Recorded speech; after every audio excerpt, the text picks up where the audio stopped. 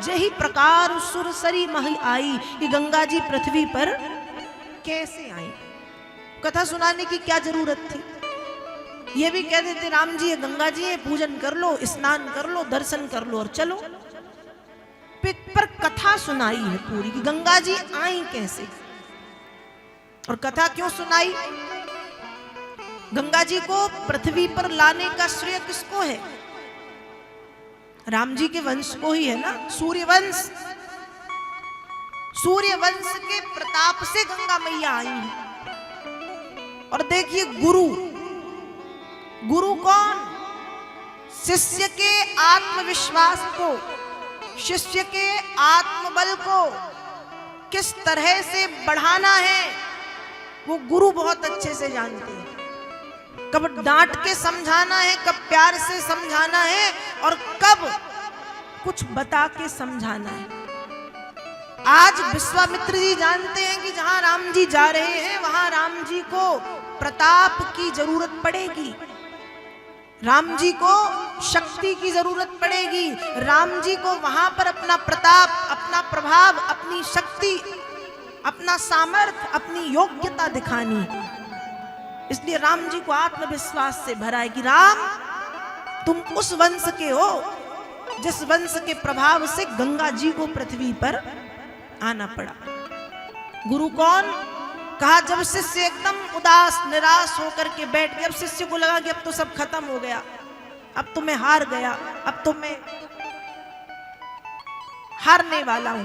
उस समय कहीं से गुरु आए और गुरु कंधे पे हाथ रख के, बेटे तुम तो चंद्रगुप्त हो, बेटे तुम तो चंद्रगुप्त हो, इसने सिकंदर को हराया था, क्यों हार मान रहे हो, क्यों डरते हो। गुरु वो होता है कि यदि कभी हम हारे हैं, कभी थके और कभी फोन लगा के बात करें गुरुजी ऐसा ऐसा है, तो गुरुजी फोन पे और हमको मतलब हमको नकारात्मकता से नहीं ना भरे, हमको और रोज से कि अरे तुम क्यों चिंता करते हो, शेर हो बेटे तुम।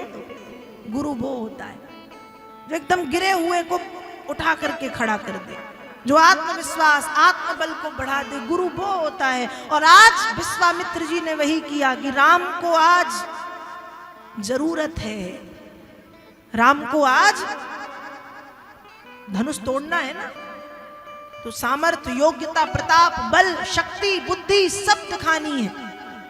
इसलिए कथा सुनाई है। गाधि सूनु सब कथा सुनाई, जही प्रकार सुरसरी मही आई। विश्वामित्र जी बता रहे हैं कि हे राम, सूर्यवंश में सगर नाम के प्रतापी राजा हुए।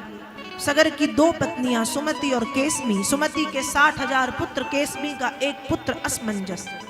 सगर ने अश्वमेध यज्ञ किया, ईर्ष्यावश उस घोड़े को इंद्र ने चुरा करके कपिल मुनि के आश्रम में ले जा करके बांधा। सगर के 60,000 पुत्रों ने पृथ्वी को खोद के बड़ा भारी समुद्र बनाया। पाताल में जब गए, कपिल मुनि के आश्रम में घोड़े को बंधा देखा। कपिल मुनि को चोर समझ के अपशब्दों का प्रयोग किया। कपिल मुनि के नेत्र खुल गए और क्रोधाग्नि में जल के सगर के 60,000 पुत्र हो गए भस्म। अब सगर की दूसरी पत्नी केसमी, केसमी के पुत्र असमंजस, असमंजस के पुत्र अंशुमान ने कपिल मुनि से प्रार्थना की कि पूर्वजों के कल्याण का रास्ता बताओ। कपिल मुनि ने कृपा कर दी, गंगा जी पृथ्वी पर आ जाए, गंगा जल के स्पर्श से उद्धार हो जाए। अंशुमान ने कठोर तप किया पर गंगा मैया नहीं आई। फिर अंशुमान के पुत्र हैं दिलीप, दिलीप ने कठोर तप किया पर गंगा मैया नहीं आई।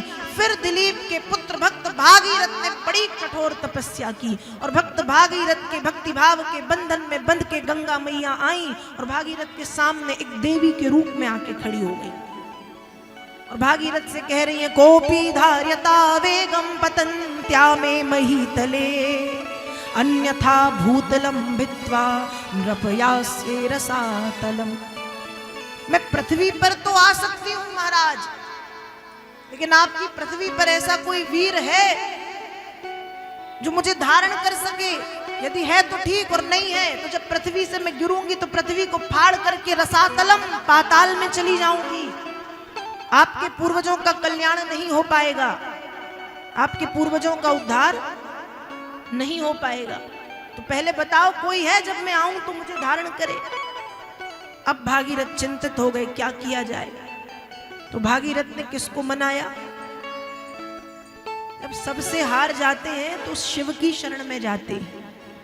जब सब जगह से हार जाते हैं तो शिव की शरण में जाते हैं। और भागीरथ ने भोलेनाथ को प्रसन्न किया, प्रकट हुए और भागीरथ से कहा, जाओ गंगा जी से जाके कहो कि आपके वेग को भगवान शंकर धारण करेंगे। और फिर जब गंगा मैया स्वर्ग से आई तो महादेव ने अपनी जटाओं को खोल के गंगा जी को जटाओं में समाहित कर लिया। भोलेनाथ ने जटाएं बांधी, 1 वर्ष तक गंगा शिव की जटाओं में लिपटी रही। भागीरथ के निवेदन पर जटाओं को खोला तो शिव की जटाओं से हिमालय पर्वत, जिसे हम गंगोत्री कहते हैं, और फिर हिमालय पर्वत से पृथ्वी पर रथेन वायुवेगेन प्रयान्तमनुधावति देशान पुनन्ति निर्दग्धान आसिंचद सगरात्मजान। आगे आगे भागीरथ का रथ और पीछे पीछे गंगा मैया की धारा।